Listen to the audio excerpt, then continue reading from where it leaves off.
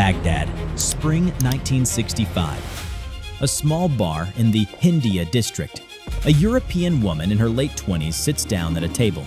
She opens a Greek travel magazine. At the next table is an Iraqi Air Force officer named Munir Redfa.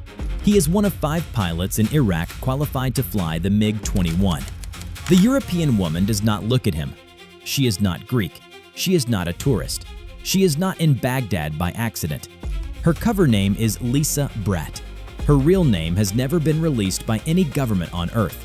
60 years later, the Israeli archives remain sealed. She has been sent to spend the next 18 months becoming a friend of Redfa's wife.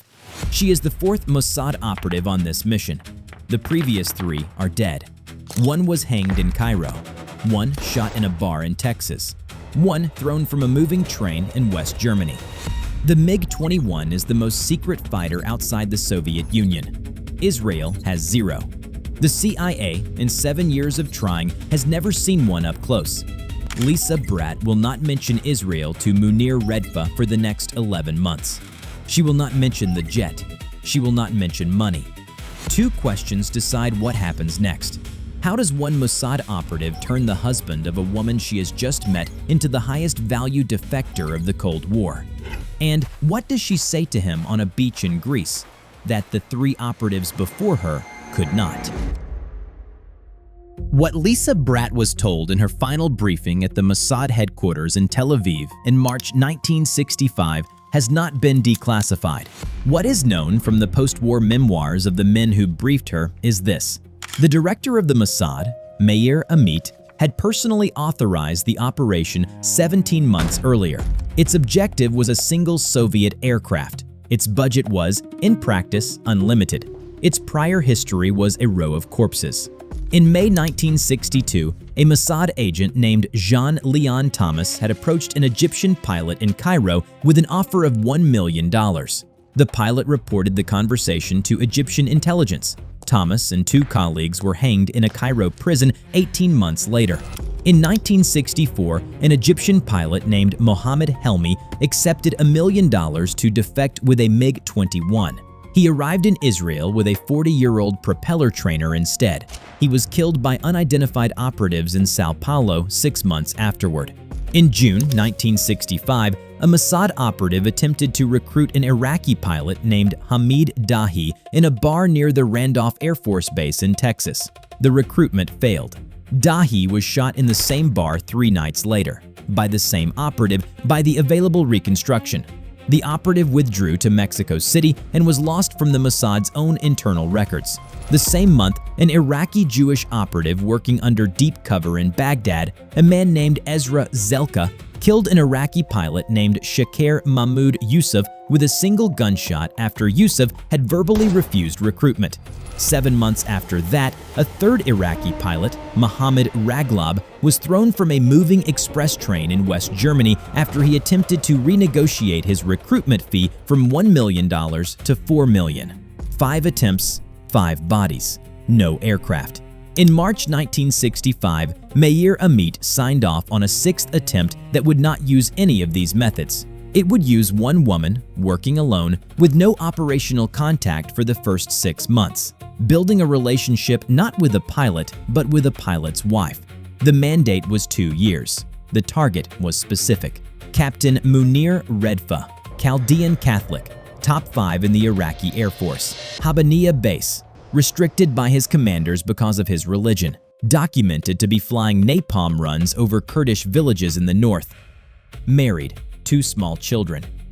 Lisa Brat, under that cover name and no other, left for Baghdad on the afternoon of April 4, 1965. She did not contact any Mossad station for the next 6 months. Baghdad in spring 1965 had approximately 1.9 million people. Among them, perhaps 30 Europeans living openly as foreign residents. Lisa Brat, under the cover identity of a Greek businesswoman dealing in textiles, rented an apartment near the Tigris in the Karadat Mariam district. She paid 6 months of rent in advance. She bought a car. She joined a tennis club.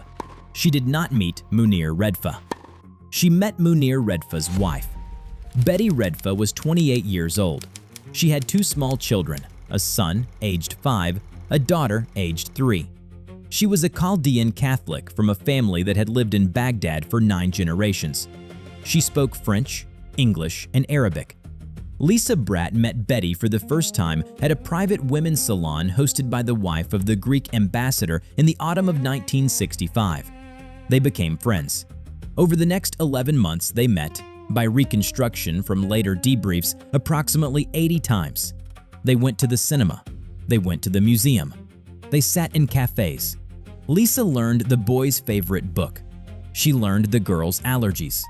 She learned the names of the toys the children slept with. When Munir Redfa was on duty at Hindiyya, 3 nights a week, sometimes 4, the two women dined together. When Munir Redfa was at home, Lisa was sometimes invited. She was, at the Redfa dinner table, what Mossad operational documents from later decades describe as a deep family asset. A friend so embedded that any eventual request feels like a request from inside the family rather than outside. She did not, in 11 months, mention Israel. She did not mention politics. She did not mention Egypt or Syria or Jordan. She did not mention the war that every educated person in Baghdad in 1965 knew was coming. She mentioned, occasionally, a brother-in-law in Athens, a retired airline pilot named Stanislaw who had flown for the Polish national carrier. He was bored. He liked to talk about flying. Munir Redfa, by Betty's later account, liked the sound of the brother-in-law. In June 1966, after a particularly tense month at Hindiyya, during which Munir had been required to fly 4 napalm sorties over Kurdish villages in the north, he asked Lisa, over coffee, "Have you ever traveled to Europe in the summer?"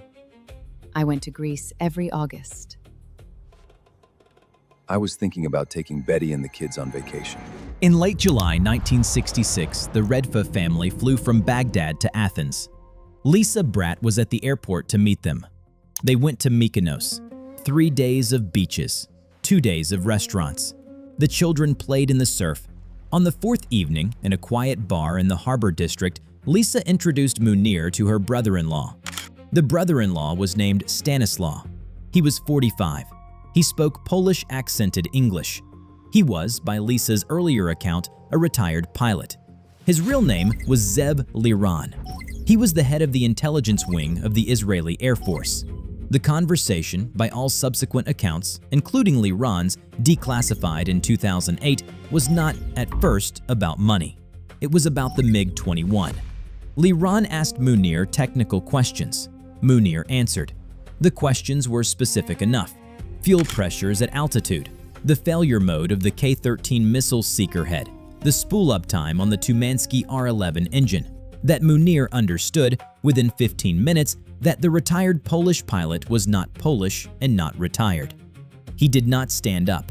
He did not call security. He continued to answer.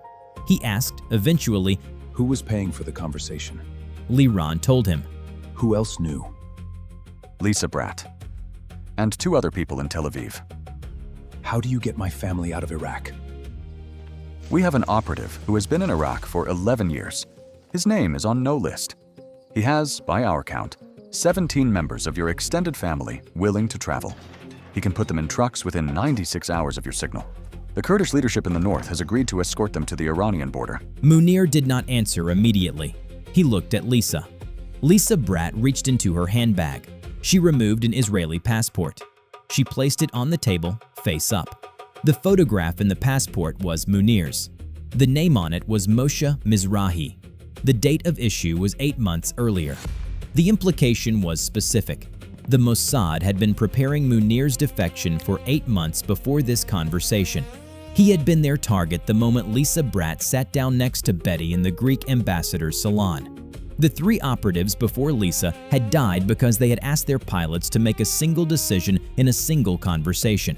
Lisa had asked Munir, instead, to make 80 conversations with his wife, and to find, at the end of the 80th, that the decision had already been made for him. Munir picked up the passport. He looked at the photograph. He looked at the date. He said one sentence. "You knew?" Lisa Brat did not deny it.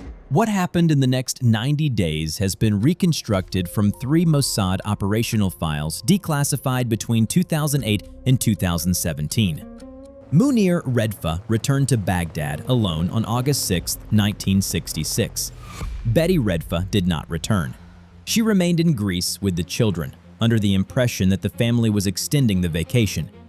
In Iraq, the operative named Ezra Zelka, born in Mosul, a Jew, fled to Israel in 1951, returned to Iraq in 1955 under a forged Sunni identity, was running the family extraction.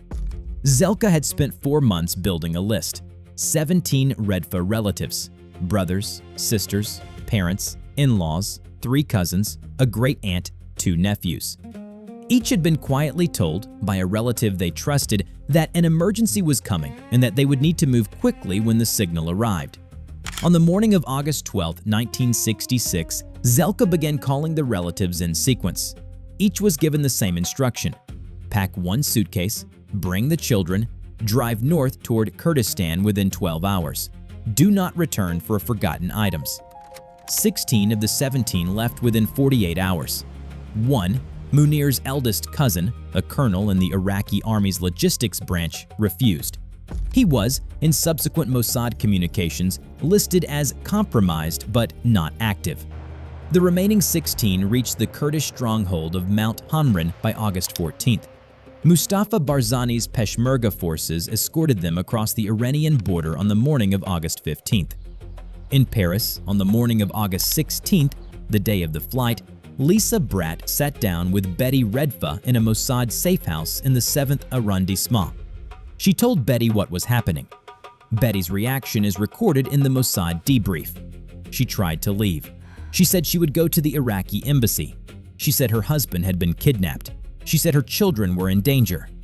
Lisa Brat told her 3 things: that Munir had flown to Israel that morning of his own choice, that Betty's parents, 2 brothers, 3 sisters, and most of her in-laws had crossed the Iranian border the day before, that if Betty walked into the Iraqi embassy, her husband would be killed by Iraqi intelligence within 72 hours.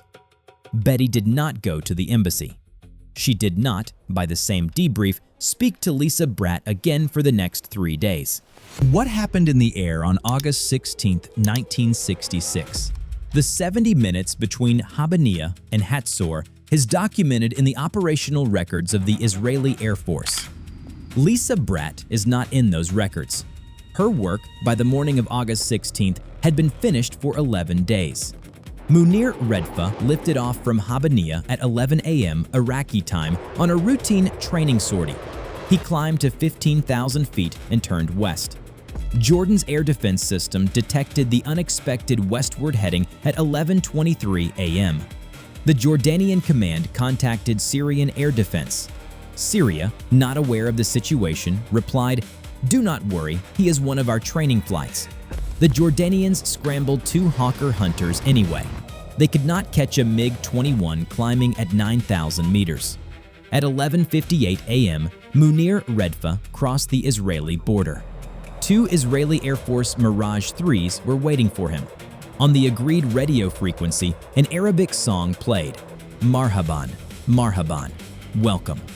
At 12:11 p.m., the MiG-21 landed at Hatzor Air Base. The aircraft had approximately 40 seconds of fuel remaining when it touched down. The tail number painted on the aircraft by the Israeli Air Force technical crew 2 weeks later was 007. The actor Sean Connery, visiting Israel 6 months after the operation, was photographed standing in front of the aircraft. The fighter the CIA had been trying to capture for 7 years was sitting in a hangar in central Israel by the afternoon of August 16, 1966. Lisa Brat that afternoon was in Paris. By the end of August, she had returned to her cover identity in Athens. By February 1967, she had been withdrawn from Mossad operational service entirely. She does not appear in any photograph from the operation. She does not appear in any debrief that the Mossad has so far chosen to release. She had spent 486 days in Baghdad as a Greek textile dealer. She had attended 80 meetings with Betty Redfa. She had introduced her once, on a beach in Greece, to the man who would conclude the operation. She had not, in 11 months, told a single lie that could not be defended as an inconsistency in her cover. In January 1968, 16 months after the landing at Hatzor, the Israeli Air Force shipped the MiG-21 to the United States. The aircraft was flown for 4 months at a U.S. Air Force test facility in Nevada that was, in 1968, not publicly acknowledged to exist. The American codename for the program was Have Donut. The aircraft was given the designation YF-110. U.S. test pilots discovered 3 critical flaws in the MiG-21: a massive blind spot directly behind the pilot's seat, a 14-second engine spool-up time from idle to maximum thrust, a visible fuel vapor signature from the afterburner that betrayed the aircraft's position at night. The findings became the foundation of 2 new American programs. The first, established at Naval Air Station Miramar, California in 1969, was named the Navy Fighter Weapons School. The pilots called it Top Gun. The second, established at Nellis Air Force Base in 1975, was named Red Flag. In return for access to the MiG-21, the United States lifted its long-standing embargo on advanced weapons sales to Israel. The first sale, in 1968, was the F-4 Phantom, 25 aircraft, then 40, then more than 100 over the next decade. 8 months before the Six-Day War of June 1967, using only the months of analysis that the Israeli Air Force had been able to conduct between August 1966 and the war, Israeli pilots flying Mirage 3s shot down 6 Syrian MiG-21s over the Golan Heights, without losing a single aircraft. The score was 6-0. It was the first major air engagement after the operation. It set the pattern for the entire 1967 war. Iraq, in the wake of the defection, banned all Christians from the Iraqi Air Force. The ban remained in place for 37 years. It was lifted in 2003. Munir Redfa lived in Israel for approximately 6 years.